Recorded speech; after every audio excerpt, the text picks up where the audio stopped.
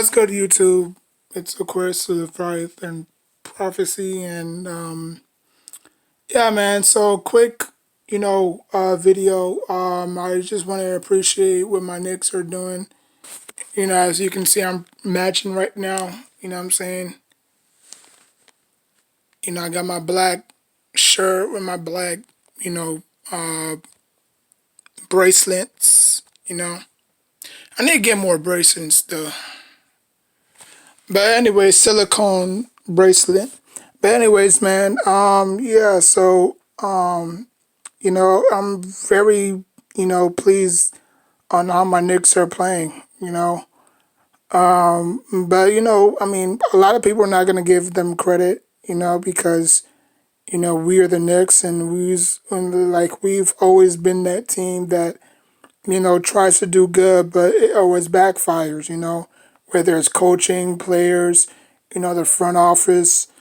Like we've been through a lot. We've been through a lot, and it's finally paying off. Hard work always pays off. And Manuel quickly, I mean, if he's not first team All NBA rookie, then he has to be second. You know, Julius Randle. I mean, again, he's playing out of his mind. It was not too long ago when we got him, we didn't really know where he fit. We didn't really know where he fit in this lineup because we had so much power forwards that, I thought that, we was not going to utilize him the way that he was utilized with New Orleans, you know. And I said that, he just needs the right coach, you know. He just needs the right coach, and Tibbs, first it was Fizdale. Fizdale got a little bit out of him, but it just wasn't enough. I guess he just went back to his old isolation routine. But because before him, it was either Morris taking the last shot or him taking the last shot. So, but yeah, man, this whole team is playing very well. Derrick Rose, the bench is surprisingly playing very well. They have struck a few wins. I think they're on a three-game winning streak. I believe they are 13. I believe they're 13 and 15. I believe, or 14 and 15. If I'm wrong, y'all can let me know in the comment section down below. But I'm just very pleased. I'm not saying that the Nets are not struggling, but they're gonna be without KD for a few games, which I think they can hold. Because I believe they face the Suns tonight, and the Suns are no sneeze neither. They're pretty good as well. So, um, so yeah, I just like the direction that we're going. You know, this whole notion that we needed, Kyrie and KD and Zion. Like Zion, we had no control over Zion. Like we fell where we fell. It's not like we could have just, moved down. And I don't think the Pelicans was going to buy it anyways. So we was just stuck with the third pick. Michael Jordan was picked number third. I mean, was pick number three. So I mean, R.J. Barrett fell to us. He may not be Zion or Williamson, but he's the best second thing that was behind that, Duke, organization. Like he was the scorer, not Zion. So, but I hope when Zion's, career or contract is up, hopefully he could come to us, reunite with, RJ.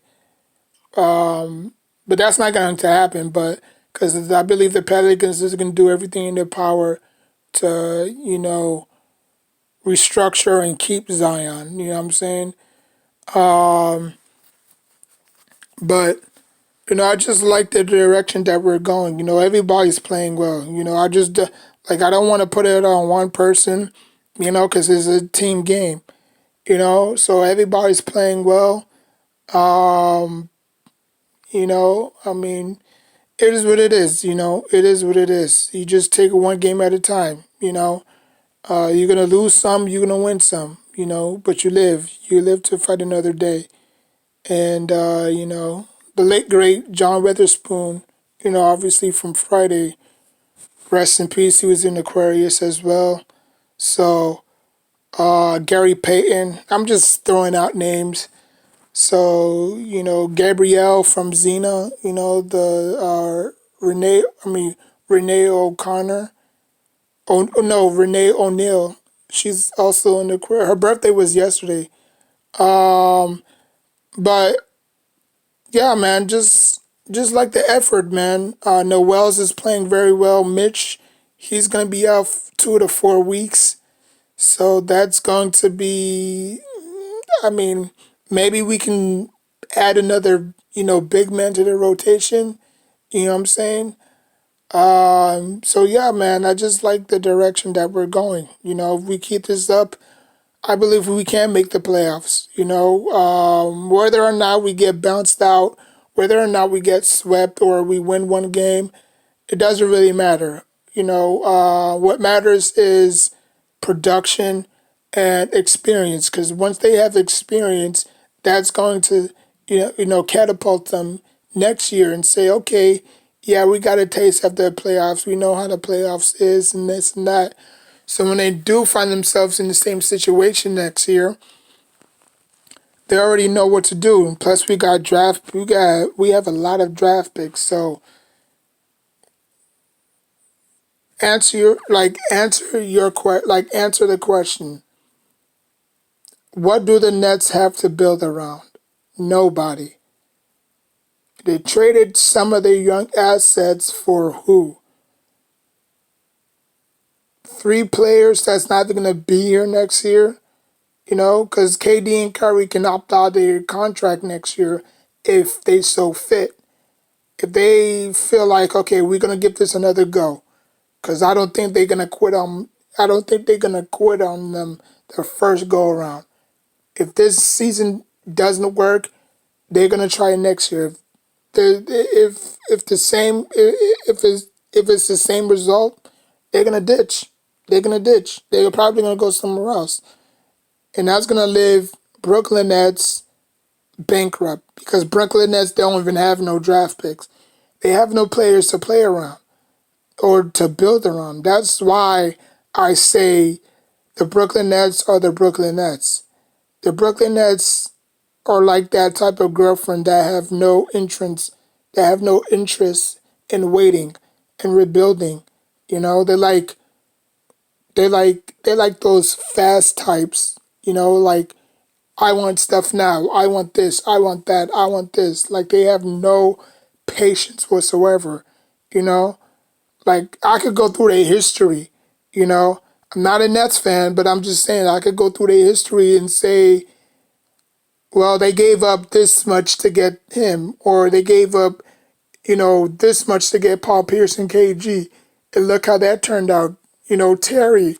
You know, like I could go through the whole list, but I'm not because I'm not petty like that. You know what I'm saying? It's just, it's just that, sometimes, whatever you have to hold on to them dearly, because nobody wants to play with a bunch of bums, because that's what the Brooklyn Nets are going to become. They're going to become the NBA of bums because they're not going to have anybody to build around. I think James Harden's the only one that's going to stay there long term because of his contract. But Kyrie and KD, they're going to bounce.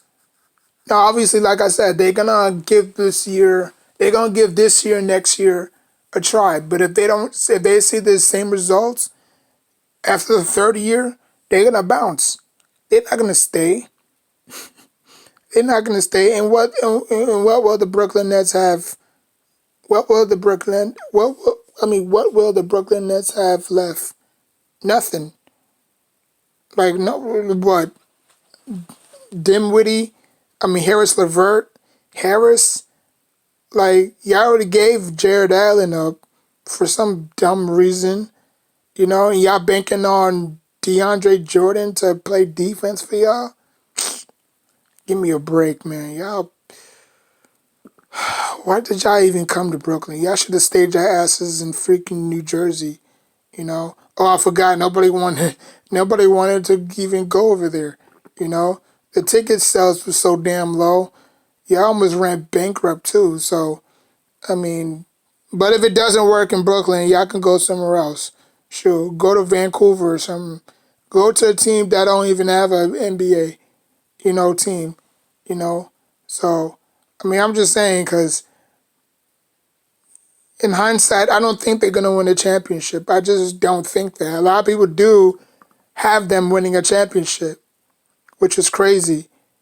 But, like I said, sports is crazy enough. Like sports is unthinkable. Like anything can happen. We've seen Trump be president, but a lot of people thought that Trump would never been president. Like Barack Obama, we thought that we would never see a black president. We saw a black president. So in this country, anything can happen. You know, I'm not holding my breath. Now, if they do win a championship, I'm not going to be shocked. You know, but if they crash and burn,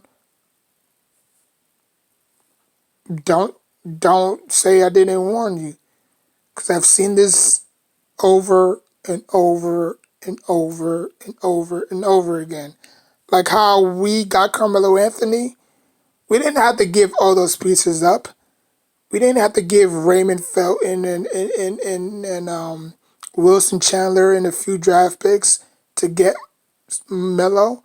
We didn't give that much, but in result, in result, it didn't necessarily come out that way. Like we were supposed to win championships.